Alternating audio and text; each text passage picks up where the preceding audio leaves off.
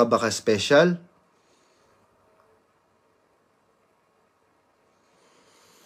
Tapos sasabihin ninyo na banal kayo, nagsasadyos kayo, salaula kayo, nakakadiri kayo, mga wala kayong delikadesa. Yung iniingatan ni Brad Eli na iglesia, binababoy ninyo.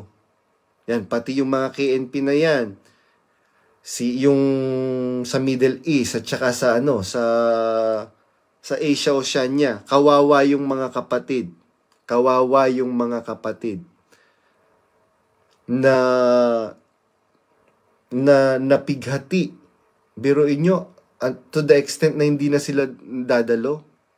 Tapos magpo-post kayo na iiwanan mo yung yung nalalabi mong pag-asa, yung pagdalo. Bakit? Iniwanan ba namin? Hindi namin iniwanan yun. Tanungin nyo yung kapatid na kasama ko dito. Saksi siya na dumadalo ko, pinatanggal yung tinanggal yung link ko. Hindi ko kasalanan yun. Tsaka, sabi naman ni Brad Eli, mga kapatid, sapat na yung mga video na naiwan ko sa inyo, ng pangangaral ko, para ikaligtas ninyo. Ngayon, maka-Brad Eli pala tong si Badong. Hindi ako maka-Brad Eli, maka-Diyos ako. Kasi sabi ng Biblia, manatili ka sa bagay na iyong pinagkaroonan ng katunayan. Kaya nananatili ako doon. Kaya yung mga tinuro ni Brad Eli, hindi i-expose nyo kung ano yung dapat nyo i-expose, pero hindi ako mag-expose. Meron nga nagtanong sa aking kapatid regarding kay Brother Eli. Sabi ko, bro,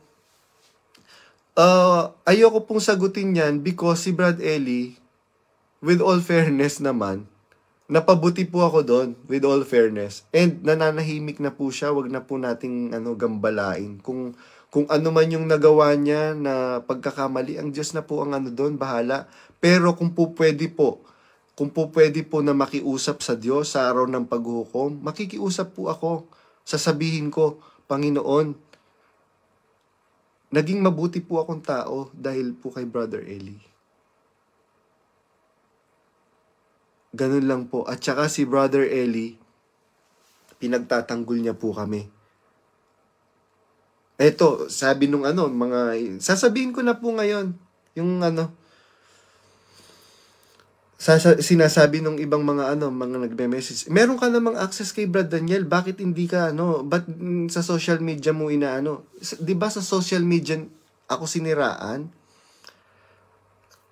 Kesa mag-chat ako ng mga kapatid, mauubos yung oras ko. Yan, magla-live na lang ako.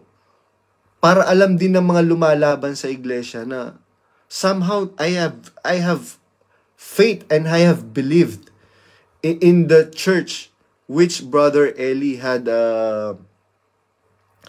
ano bang tawag doon sa English? Itinaguyod